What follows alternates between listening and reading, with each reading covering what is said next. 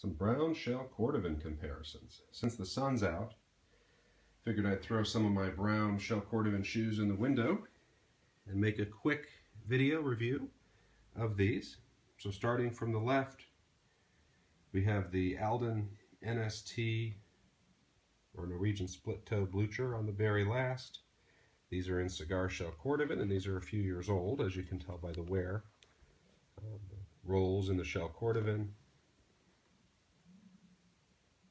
You can see the nice double oak sole, antiqued edge. Really a nice shoe, very comfortable because of that double oak sole. Next to them we have a brand new pair of cigar Alden Balmorals, Cap-toe Balmorals. These are on the Hampton last. And you can sort of see the differences in some of the coloration, certainly on the sole edge, kind of new versus old, and then in the leather itself as well. Obviously with any shell Cordovan, when you start to get the rolls, you get sometimes a little bit of the white stuff in the center of the rolls, which is just the oils coming out of the leather. And as you can see, I've just worn these around the house a few times, and we're starting to get that in the main crease right there. The roll, I should say, since it is shell Cordovan. So there's a nice comparison of new versus old cigar. Here we have an Allen Edmonds strand in what they call dark brown shell Cordovan. This is their cap-toe. Obviously you can see it's very heavily punched and adorned with all sorts of punchings. So it's a brogue officially. Single oak sole. They use kind of a dark brown edging. I kind of wish that they would do something more similar to what Alden does with the antiqued edge. And when these eventually need a sole, I think I'll ask them to finish the new sole in that way. These are a few years old and starting to show some wear. But a very, very nice shoe. Hopefully the nice colorations are coming through in the video.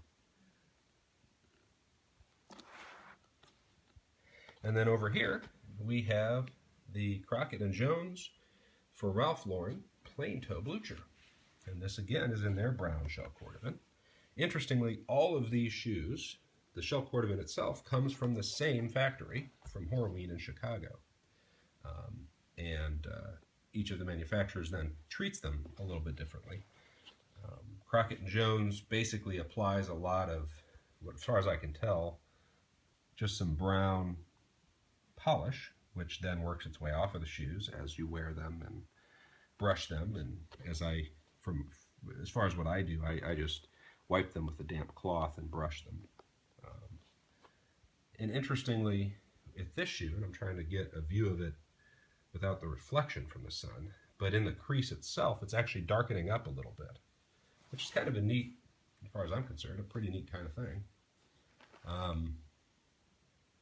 The Allen Edmonds, you can sort of see in the crease, got a little bit of those oils coming out. I'll do a quick sole comparison since we've got the main three manufacturers here. So there's a double thickness, double oak sole on the Crockett and Jones shoe. Obviously a rubber heel pad. Same thing with Alden, although they use a little bit lighter color on the sole edge.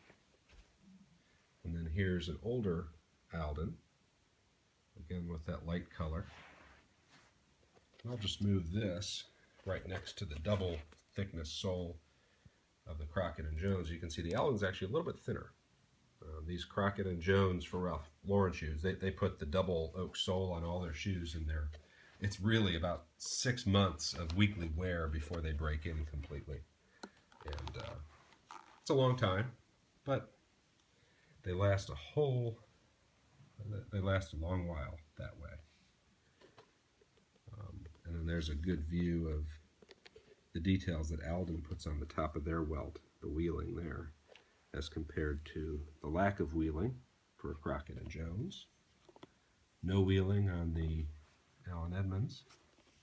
And then here's another Alden with the wheeling and the top of the welt.